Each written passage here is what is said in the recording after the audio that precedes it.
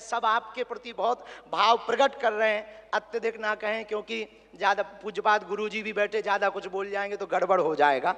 लेकिन अंत में यही कहेंगे, आपका स्नेह जो बुंदेलखंड के प्रति है वो बना रहे, और हमारा बुंदेलखंड और हमारा देश आपके नेतृत्व में ऐसे ही दिशा और दशा सुधार करता हुआ विकसित राष्ट्रों में पहुंचे। हम साधु समाज और बुंदेलखंडवासी तो हम वो हैं कि राम जी को 14 साल का वनवास मिला था तो 12 साल यहीं रख लिया था चित्रकूट में। तो हम चाहेंगे कि आप ऐसे ही बार बार आते रहें, और पूरे बुंदेलखंड के लिए यह अस्पताल लगभग 2 से 3 वर्ष में पूर्ण करेंगे। सबके सहयोग से आप आ गए तो हो ही जाना है पूरा, और इसको मेडिकल कॉलेज बनाने का हमारा विचार है। और बालाजी पूर्ण करवाएंगे, सन्यासी बाबा का तप इसको पूर्ण करवाएंगे। अब अस्पतालों से कृपा भी मिलेगी, दवा भी मिलेगी, ज्ञान भी होगा तो विज्ञान भी होगा।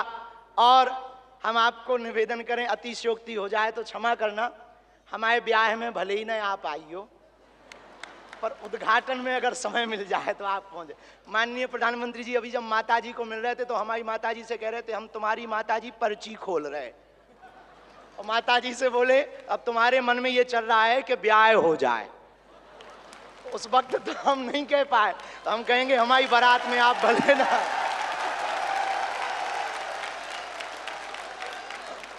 और हमने जब माताजी के प्रति आपका भाव देखा, सॉल लाए माताजी के लिए, और हमें मिला संदेशा के 5 मिनट हम माताजी को मिले। हम माताजी का जैसे ही भाव माताजी के प्रति देखा, हमने वहीं बैठे बैठे प्रण लिया कि माननीय प्रधानमंत्री जी की माताजी के नाम से इस अस्पताल में एक वार्ड बनाया जाएगा।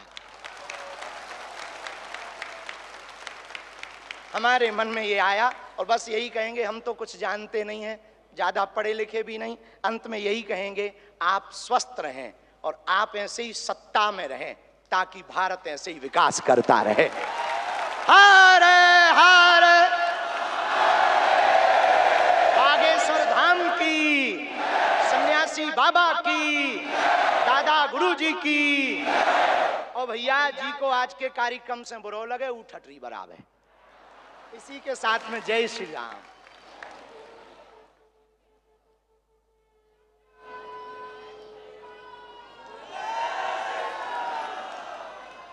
सीताराम। हम सभी का मन हर्षित है, निश्चित रूप से यह अद्भुत क्षण है। और जिस तरह से देश के प्रधानमंत्री जी ने इस छोटे से गांव में आकर बुंदेलखंड का, पूरे मध्य प्रदेश का मान बढ़ाया है, निश्चित रूप से मध्य प्रदेश के मुख्यमंत्री भी हर्षित होंगे। मैं आमंत्रित करता हूं मध्य प्रदेश के मुख्यमंत्री डॉक्टर मोहन यादव जी को कि वे भी इस अनुपम क्षण पर अपना उद्बोधन हम सभी को प्रदान करें। डॉक्टर मोहन यादव जी।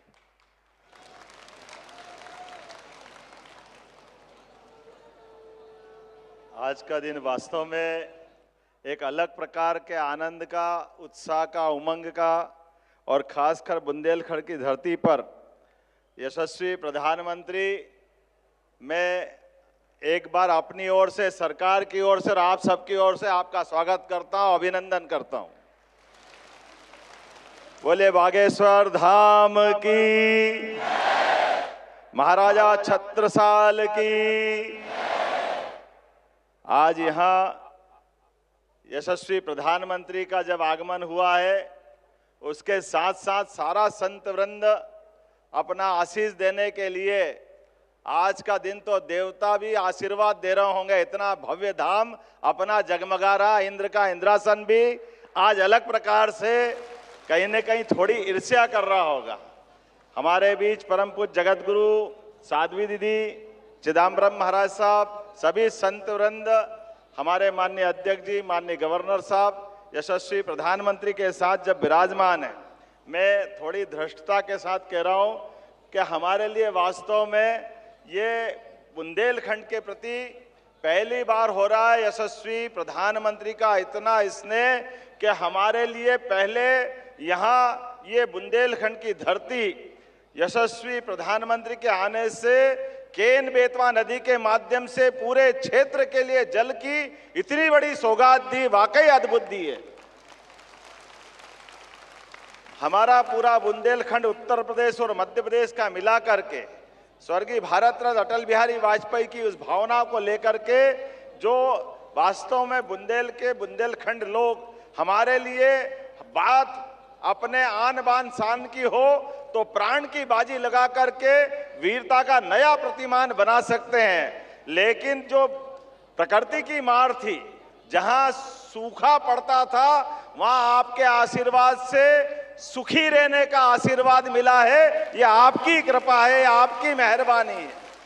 और उससे बड़ा दो राज्यों के बीच, राजस्थान हो, मध्य प्रदेश हो, उत्तर प्रदेश हो, एकमात्र ये वाकई स्वर्णिम काल चल रहा माननीय प्रधानमंत्री जी, जिनके कारण, आपके कारण से सभी राज्यों के बीच ये अनावश्यक झगड़े और ये इनके बीच पानी के बंटवारों को लेकर पूरे दुनिया भर में भारत की खराब छवि बनती थी।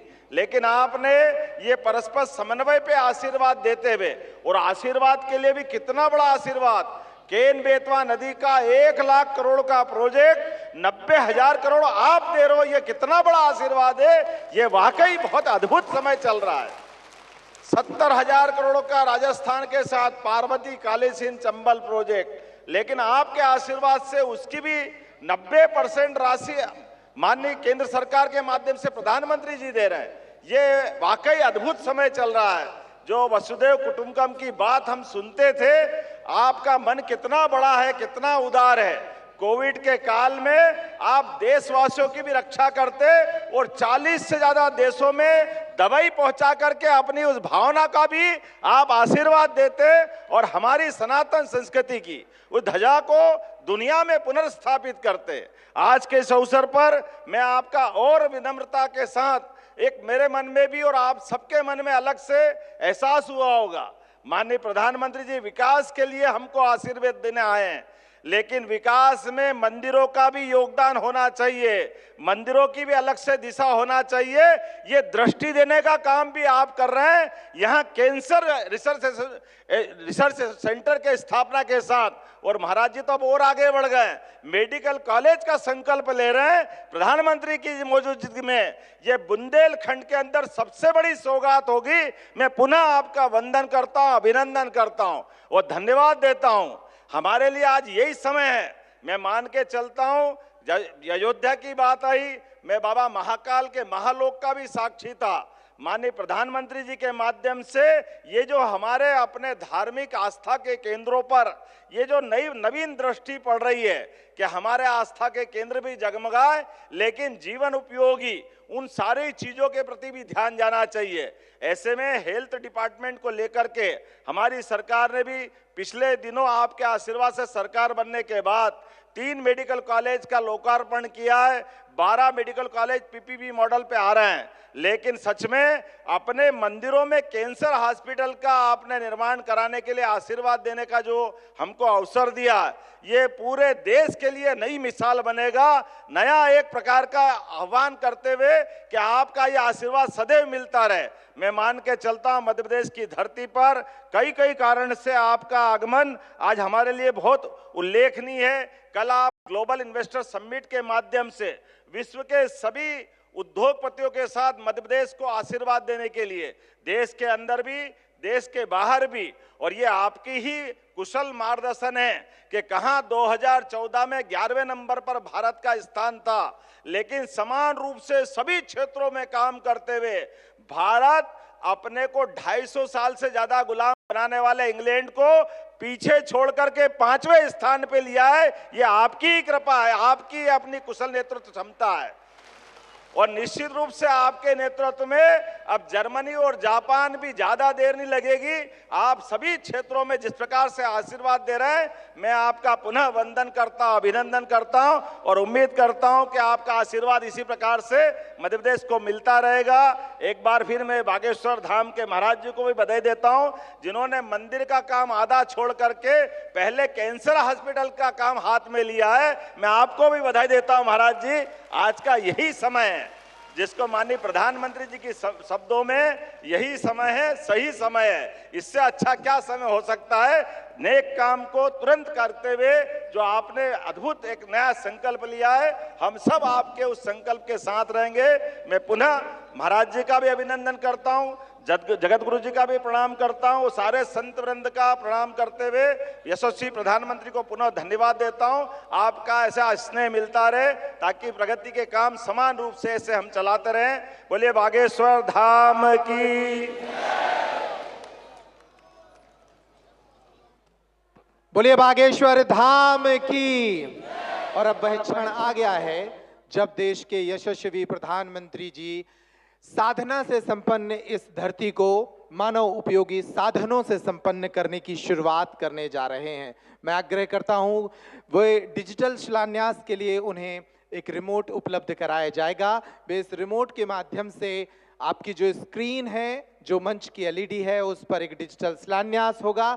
आप सभी उस कैंसर अस्पताल की एक छोटी सी फिल्म को भी देखेंगे, उस शिला को भी देखेंगे, और इसके साथ ही वो जो पूरा अस्पताल की जो परिकल्पना है वो आपके सामने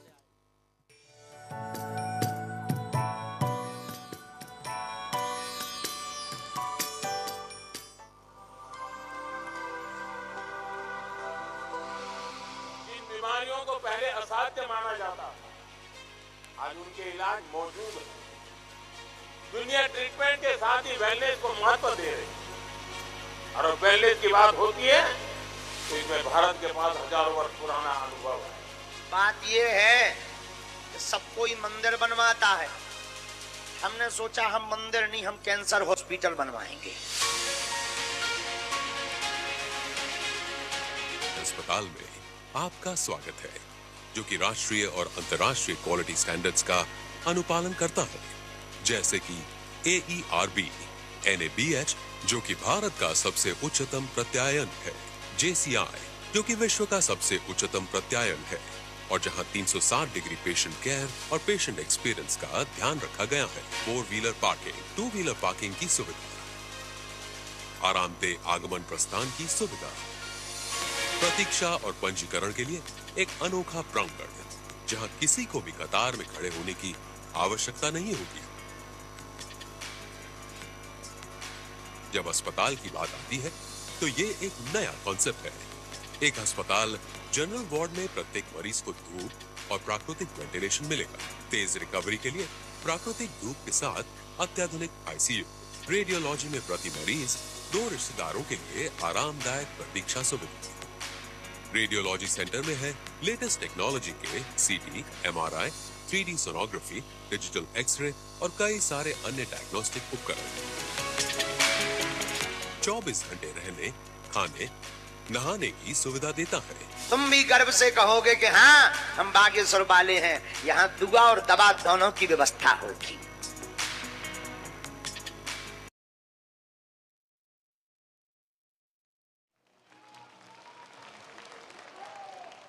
बोलिए बागेश्वर धाम की। ये फिल्म जरूर 2 मिनट की है, लेकिन ये 2 वर्ष पुराना संकल्प है और आने वाले 2 वर्षों में पूर्ण होगा और कई लोगों के काम आएगा। अब वो अवसर है जब हम सभी देश के यशस्वी प्रधानमंत्री जी को सुने। मैं उनसे आग्रह करता हूं कि वे पोडियम पर अपने उद्बोधन के लिए आए। हम सभी तब तक तालियां बजाएं, तब तक वो पोडियम पे ना पहुंचे। बोलिए भारत माता की, बोलिए जय श्री राम।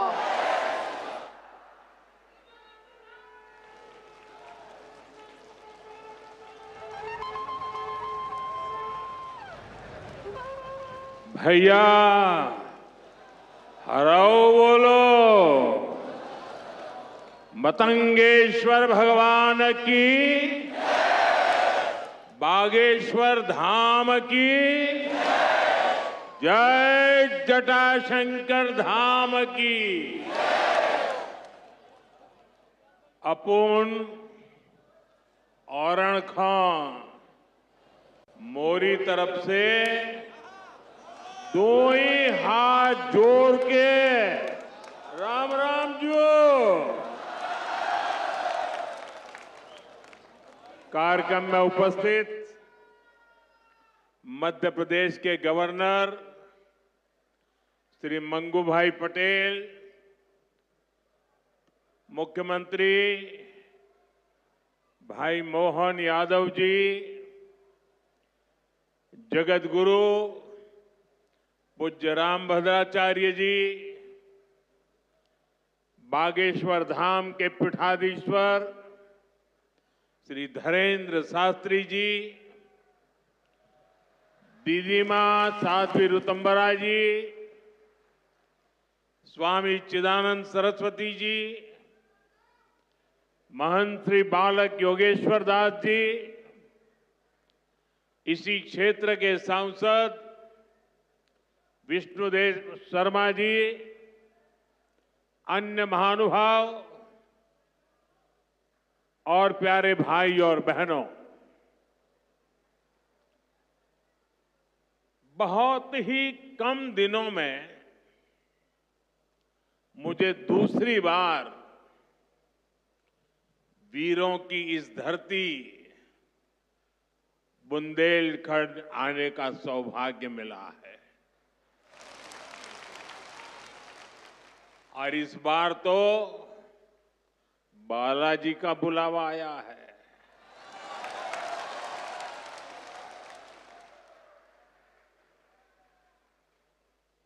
ये हनुमान जी की कृपा है कि आस्था का ये केंद्र अब आरोग्य का केंद्र भी बनने जा रहा है। अभी मैंने यहां Shri Bageshwar Dham medical science and research institute का भूमि पूजन किया है। ये संस्थान 10 एकड़ में बनेगा। पहले चरण में ही इसमें 100 बेड्स की सुविधा तैयार होगी। मैं इस पुनीत कार्य के लिए श्री धीरेन्द्र शास्त्री जी का अभिनंदन करता हूं और बुंदेलखंड के लोगों को बहुत बहुत बधाई देता हूं। साथियों, आजकल हम देखते हैं कि नेताओं का एक वर्ग ऐसा है जो धर्म का मखौल उड़ाता है, उपहास उड़ाता है, लोगों को तोड़ने में जुटा है। और बहुत बार विदेशी ताकतें भी इन लोगों का साथ देकर देश और धर्म को कमजोर करने की कोशिश करती दिखती है। हिंदू आस्था से नफरत करने वाले ये लोग सदियों से किसी न किसी भेष में रहते रहे हैं। गुलामी की मानसिकता से घिरे हुए लोग हमारे मत, मान्यताओं और मंदिरों पर, हमारे संत, संस्कृति और सिद्धांतों पर हमला करते रहते हैं। ये लोग हमारे पर्व, परंपराओं और प्रथाओं को गाली देते हैं। जो धर्म, जो संस्कृति स्वभाव से ही प्रगतिशील है, उस पर ये कीचड़ उछालने की हिम्मत दिखाते हैं। हमारे समाज को बांटना, उसकी एकता को तोड़ना ही इनका एजेंडा है। इस माहौल में मेरे छोटे भाई धीरेन्द्र शास्त्री जी काफी समय से देश में एकता के मंत्र को लेकर लोगों को जागरूक करते रह रहे हैं। अब उन्होंने समाज और मानवता के हित में एक और संकल्प लिया है। इस कैंसर संस्थान के निर्माण की ठानी है। यानी अब यहां बागेश्वर धाम में भजन, भोजन और निरोगी जीवन तीनों का आशीर्वाद मिलेगा। साथियों, हमारे मंदिर, हमारे मठ, हमारे धाम ये एक और पूजन और साधना के केंद्र रहे हैं, तो दूसरी ओर विज्ञान और सामाजिक चिंतन के भी, सामाजिक चेतना के भी केंद्र रहे हैं। हमारे ऋषियों ने ही हमें आयुर्वेद का विज्ञान दिया। हमारे ऋषियों ने ही हमें योग का वो विज्ञान दिया जिसका परचम आज पूरी दुनिया में लहरा रहा है।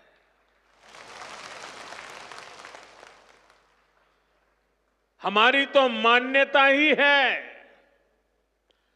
परहित सरिस धर्म नहीं भाई, अर्थात दूसरों की सेवा, दूसरों की पीड़ा का निवारण ही धर्म है। इसलिए नर में नारायण, जीव में शिव, इस भाव से जीव मात्र की सेवा, यही हमारी परंपरा रही है। आजकल हम देख रहे हैं महाकुंभ की हर तरफ चर्चा हो रही है। महाकुंभ अब पूर्णता की ओर है।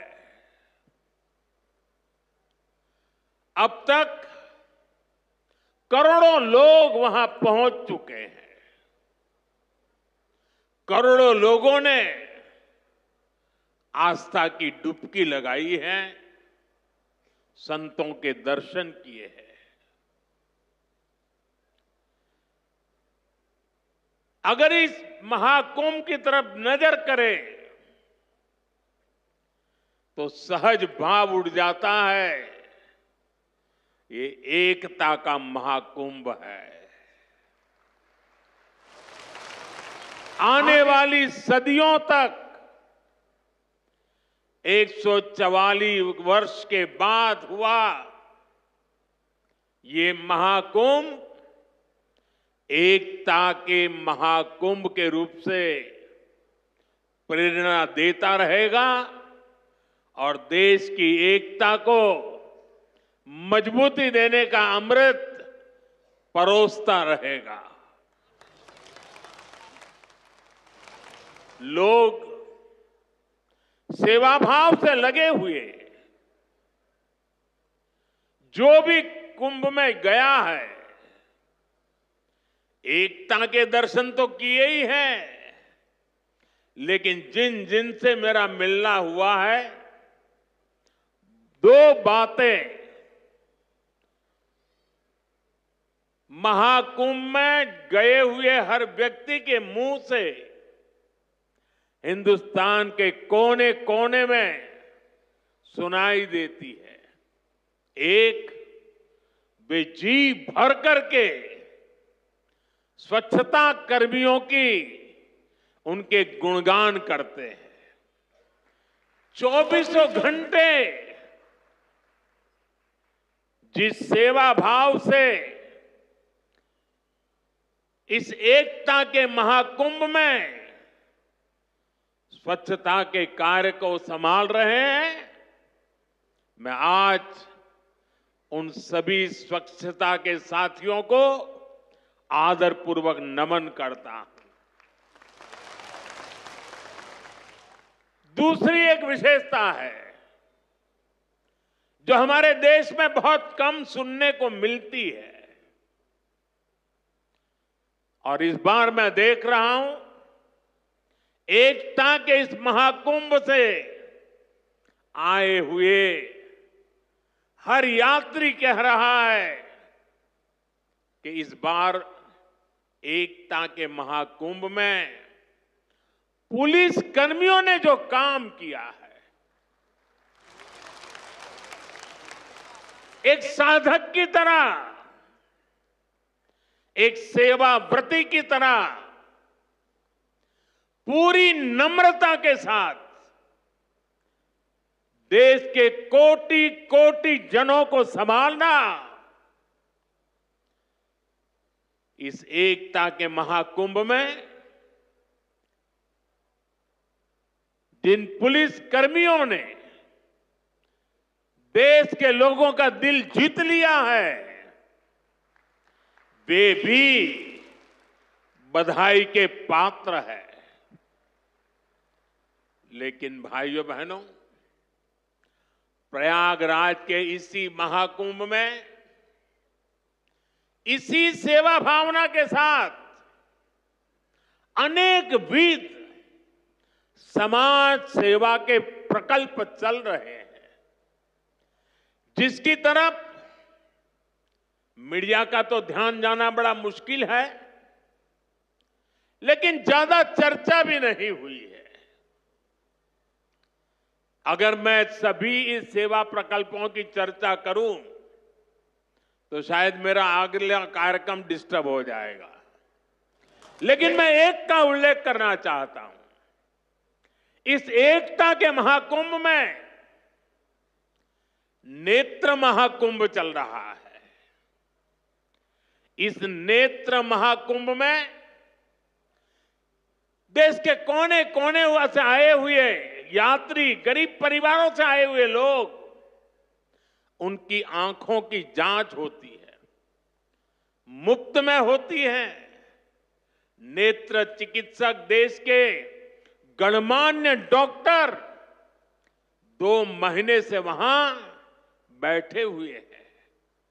और इस नेत्र महाकुंभ में अब तक 2 लाख से ज्यादा मेरे भाई बहनों की आंखों की जांच हो चुकी है। करीब 1.5 लाख लोगों को निशुल्क दवाई और चश्मे दिए गए हैं। और कुछ लोग ऐसे पाए गए जिनके मोती बिंदु के ऑपरेशन की जरूरत थी। तो इस नेत्र महाकुंभ से चित्रकूट और अगल बगल के स्थानों पर, जहां पर अच्छी नेत्र चिकित्सा की अस्पतालें थी, करीब 16,000 मोतियाबिंद के ऑपरेशन के लिए उन अस्पतालों में भेज करके एक भी पैसे का खर्च बिना उन सबके मोतियाबिंद के ऑपरेशन किए गए हैं। ऐसे कितने ही अनुष्ठान इस एकता के महाकुंभ में चल रहे हैं। भाइयों बहनों, ये सब कौन कर रहा है? हमारे साधु संतों के मार्गदर्शन में हजारों डॉक्टर्स, हजारों स्वयंसेवक स्वतः स्फूर्त भाव से, समर्पित भाव से, सेवा भाव से इसमें लगे हुए हैं। जो लोग एकता के इस महाकुंभ में जा रहे हैं, वो इन प्रयासों की सराहना कर रहे हैं। भाइयों बहनों, ऐसे ही भारत में कितने ही बड़े बड़े अस्पताल भी हमारी धार्मिक संस्थाओं द्वारा चलाए जा रहे हैं। धार्मिक ट्रस्ट के द्वारा हेल्थ और साइंस से जुड़े कितने ही रिसर्च इंस्टीट्यूट्स चलाए जा रहे हैं। करोड़ों गरीबों का इलाज और सेवा इन संस्थानों में होती है। मेरी दीदी माँ यहाँ बैठी है, अनाथ बालिकाओं के लिए जिस प्रकार से समर्पण भाव से वो सेवा करती है,